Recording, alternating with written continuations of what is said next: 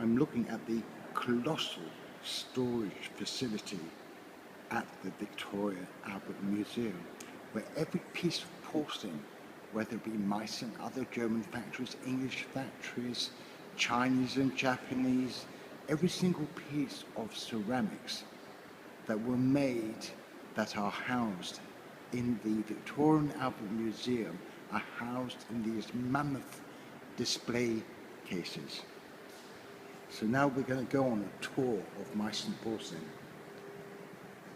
Quite extraordinary. Just looking at this vast collection, so vast that I am unable, because of the height, to see all of the extraordinary pieces. But looking up, it is possible to see crossroads marks on what appears to be perhaps even 19th century, as well as all of the 18th century pieces. Certainly these are Bochka stoneware. In fact, from here it's quite easy to mistake the mark as being 19th century when in fact it's 18th century. Now how could I make a mistake like that when I'm an expert, supposedly? But that's why often pieces require closer research.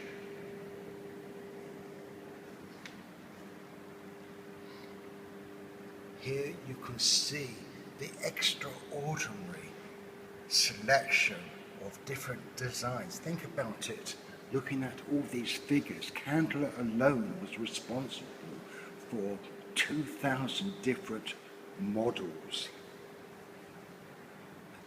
Then one can really appreciate his colossal and magnificent workmanship. This is a remarkable piece of porcelain made by Bochka. It is Bochka stoneware, and one can tell by the shiny glaze that is very reflective.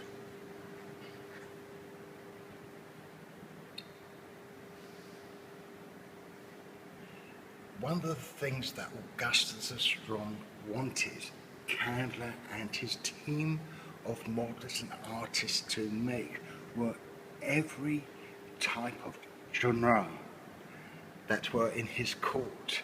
This is why you see all sorts of people, Christ of Paris, London, St. Petersburg. Here's a map seller and a lady selling her wares. All sorts of different types of figures, a miniature pair of candlesticks.